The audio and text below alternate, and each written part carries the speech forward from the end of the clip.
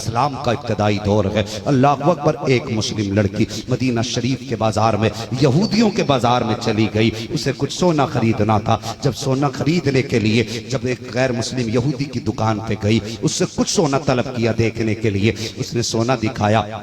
جیسی اس بچی نے اپنا ہاتھ نقاب سے باہر نکالا، اس یہودی کی نگاہ بچی کے ہاتھوں پہ پڑی، رنگ دیکھ کر کے فریفتہ ہو گیا، کہنے لگا کہ جتنا چاہے سونا لے لے، جتنا چاہے زیور لے لے، لیکن میرے دل کا جو ارمان ہے وہ پورا کر دے۔ اتنا سنا نا، اللہ اکبر، وہ آج کی بیٹی نہیں تھی، وہ مصطفیٰ کے دور کی بیٹی تھی۔ اس نے جتنا سونا آگے رکھا تھا اٹھا کے اس کے منہ پہ پھینک کے مارا، کہنے لگی تو سمجھ نہیں پایا ہے، جو مصطفیٰ کے ہاتھ پہ بک چکے ہیں وہ کبھی سونے پہ نہیں بکا کرتے ہیں، جو حضور کے ہاتھ پہ بک گئے ہیں ان کو سونے سے نہیں خریدا جا سکتا۔ یہ کہہ کے جب بیٹی چلی ہے، اللہ اکبر، آج بیٹیاں ٹکے ٹکے کے سونے کی خاطر باپ کی عزت بیچ دیا کرتی ہیں، حیا کہاں چلی جاتی ہے، باپ کو رسوا کر دیتی ہیں، غیرت کہاں ڈوب کے مر جایا کرتی ہے۔ دیکھ اس بیٹی کے کردار کو دیکھ، اس نے کلو بھر سونے سے زیادہ نہیں، پوری دکان نام کرتی تھی، کہا جتنا چاہے سونا لے جا مگر دل کو ٹھنڈا کر دے۔ اس نے کہا تھا جنہیں حضور خرید چکے ہیں اب ان کا کوئی خریدار نہیں ہو سکتا ہے۔ یہ کہہ کے دکان سے باہر نکلی، جیسی باہر نکلی ہے یہودی آگے بڑا، ہاتھ پکڑا، جھٹکا دے کر دکان میں کھینچنا چاہا۔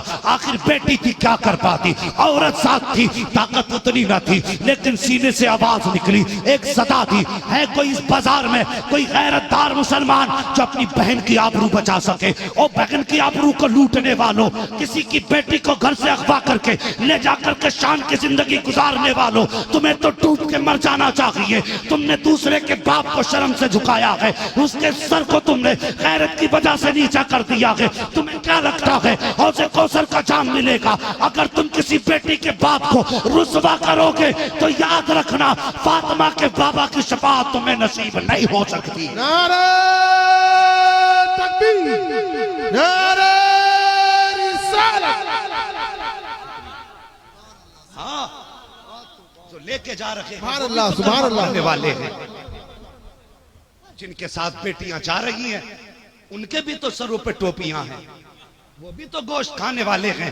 اگر یہ ظلم غیروں نے کیا ہوتا تو شاید اتنی تکلیف نہ ہوتی، مگر یہ ظلم ہمارے اپنوں نے کیا، ہمارے اپنوں نے کیا۔ ورنہ یہ قوم تو وہ قوم تھی، خدا کی قسم، جو دوسروں کی بیٹیوں کی عزتوں کی حفاظت کیا کرتی تھی۔ میں وہ چراغ تھا جو آندھیوں میں جلتا رہا، میرے ہی گھر کی ہوا نے بجھا دیا ہے مجھے، ہاں میرے ہی گھر کی ہوا نے بجھا دیا ہے مجھے۔ اس نے کہا ہے کوئی حضور کا کلمہ پڑھنے والا جو بہن کی عزت بچائے؟ اللہ اکبر۔ آج عزتیں لٹتی رہتی ہیں، کانوں کان سب کو خبر ہوتی کس کی بیٹی کہاں جا رہی ہے، اور محفلوں میں بیٹھ کر کے تم ٹھٹے اڑایا کرتے ہو۔ خدا را کل تیری بیٹی جب گھر چھوڑ کے جائے گی تب تجھے پتا چلے گا باپ کی ذلت کا درد کیا ہوتا ہے، ہاں تب پتا چلے گا باپ کی ذلت کا درد اور رسوائی کا احساس کتنا بڑا بوجھ ہوتا ہے ایک باپ کے لیے۔ اس نے ایک آواز دی، ہے کوئی حضور کا کلمہ پڑھنے والا جو اس بہن کی آبرو بچائے؟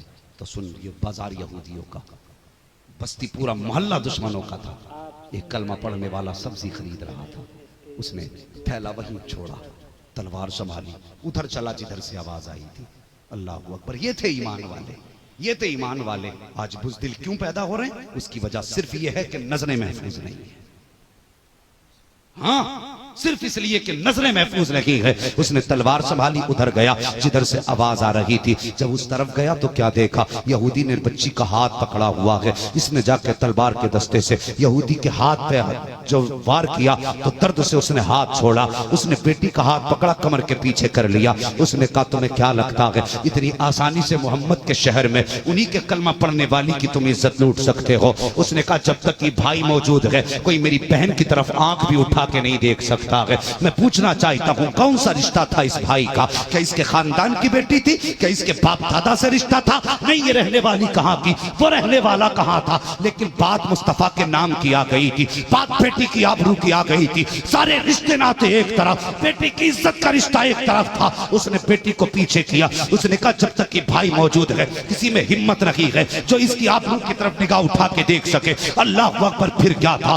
ہزاروں جب ایک تنہا مسلمان نے سینکڑوں کے مقابلے میں تلوار نکالی ہے. یہودیوں میں شور مچ گیا کہ ایک کلمہ پڑھنے والا ہمارے بازار میں ہمیں دھمکا رہا ہے, جلدی کرو سر اڑا کے اس کا نیزے پہ اچھال دیا جائے, اس کی سر کی فٹ بال بنا دو. لیکن جانتے نہ تھے فانوس بن کے جس کی حفاظت ہوا کرے وہ شمع کیا بجھے جسے روشن خدا کرے. اللہ اکبر. آئی یہودی, سینکڑوں تلواریں نکل آئی. ادھر تنہا مرد مجاہد ہے, ہاتھ میں تلوار نکالی. ایک یہودی آگے بڑھا, بچی کی طرف ہاتھ بڑھانا چاہتا تھا. کلمہ پڑھنے والے نے تلوار نکالی, ایسا وار کیا پلک جھپکتے ہی سر کہیں تھا دھڑ کہیں تھا. جب اس کا سر کٹا تو ایک بار کی سینکڑوں تلواریں چلی. اب اس ایک اکیلے مرد مجاہد پر سینکڑوں تلواروں کے وار ہوتے رہے. یہ جھگڑا شروع ہوا تھا تقریباً آج کے دور سے 10 بجے کا وقت ہوتا, یعنی دن کا ایک حصہ گزرنے والا تھا. اس وقت سے جنگ شروع ہوئی ہے. تلوار چلتے چلتے سورج اس مقام پہ پہنچا کہ ڈھلنے لگا. جب سورج ڈھلنے لگا صبح سے شام ہو گئی. ایک مرد کو تلوار چلاتے چلاتے بازو تھک گئے, ہمت جواب دینے لگ گئی. جب بازو تھکے بچی نے دیکھا اگر یہ تلوار رک گئی تو پھر اس شہر میں میری آبرو لٹ جائے گی, اگر یہ بازو رک گئے تو پھر میری حفاظت کون کرے گا. خدا کی قسم اس نے بیٹھ کے مزار کی چادر نہیں بولی تھی, اس نے مزار کے چکر نہیں کہے تھے, بلکہ وہ جانتی تھی اگر ملے گا تو مصطفیٰ کے وسیلے سے خدا کی چوکھٹ سے ملے گا. عورت کو حیا کا حکم ہے, پردے کا حکم ہے. اس نے اسی جگہ پہ اپنے سر کو سجدے میں رکھا, رو کے کہا تھا مالک تجھے تیرے محبوب کی عزت کا واسطہ ایک بھائی آبرو بچانے آیا ہے, اس کی عزت کی حفاظت کر, اس کے بازوؤں کو قوت دے. اے میرے مولا اگر اس شہر میں میری آبرو لٹ گئی تو دنیا قیامت تک مصطفیٰ کے مدینے کو تانا دے گی. روتے روتے اتنا جملہ کہا ہے, اس نے کہا میرے مالک ہمارے حال کی خبر ہمارے مصطفیٰ تک پہنچا دے. رو کے اس نے اتنی بات کہی تھی, خدا کی قسم واللہ کو سن لیں گے, فریاد کو پہنچیں گے.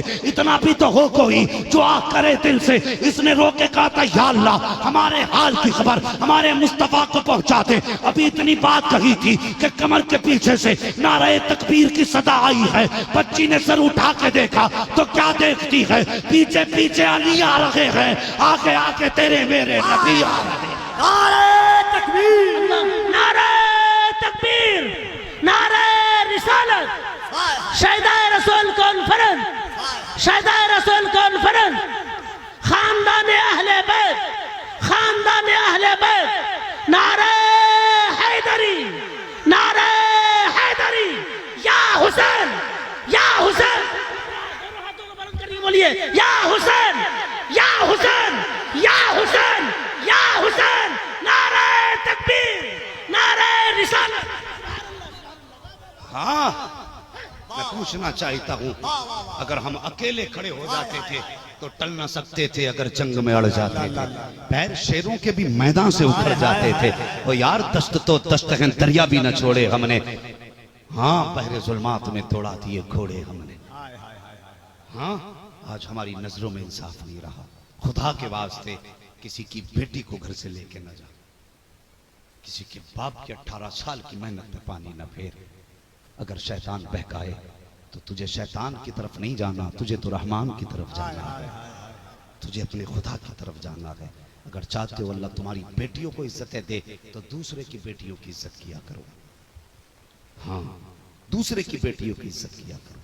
خدا را ان قدموں پہ نہ چلو جو قوم کو تباہی کی طرف لے جائیں, ان راستوں پہ نہ جاؤ جو ہماری نسل کو برباد کر دے. ہاں بیٹیوں کی عزت کرو. میرے حضور نے سکھایا, حاتم تائی کی پوتی لائی گئی, حضور نے چادر دے دی.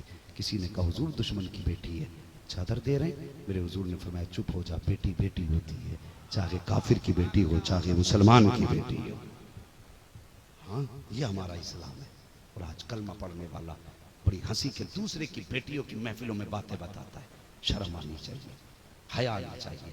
اللہ اس وقت تک تجھے موت نہیں دے گا جب تک تیری بیٹی کو تیرے سامنے اسی طرح رسوا تجھے نہ کر دے گا جیسے تو نے دوسری کی بیٹی کو رسوا کیا. اس کے یہاں دیر ہے اندھیر نہیں. وہ چھوٹ تو دے سکتا ہے لیکن چھوڑ نہیں سکتا. یہ یاد رکھنا, بیٹیوں کی عزت کیا کرو. کسی کی بیٹی کی عزت کو نہ اچھالو. اپنے گھر کی بیٹی سے کہو کہ بیٹی پردہ کر دے.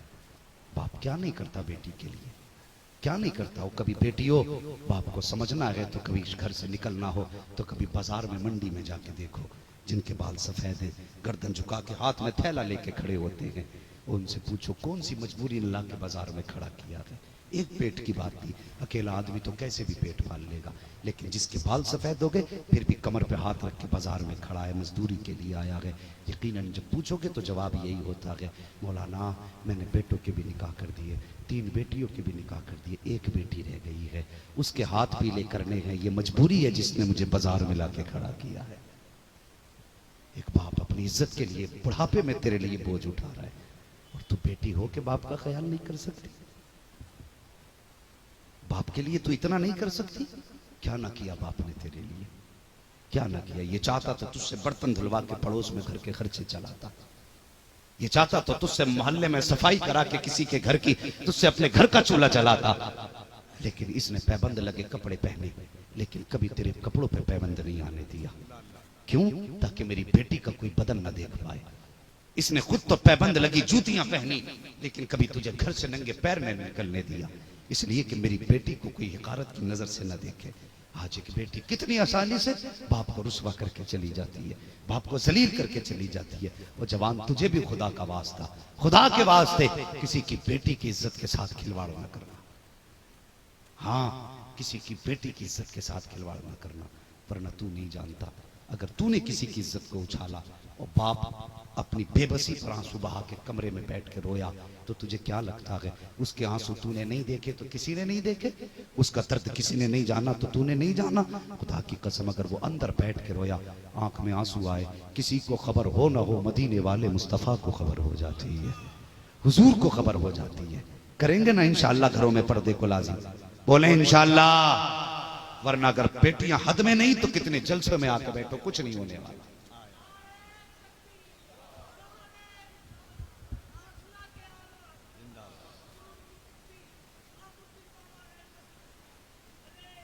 زندہ باد،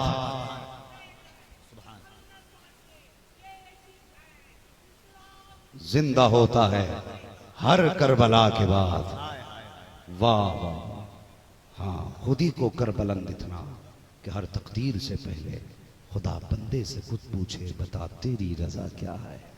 نبی سلام علیکہ یا نبی سلام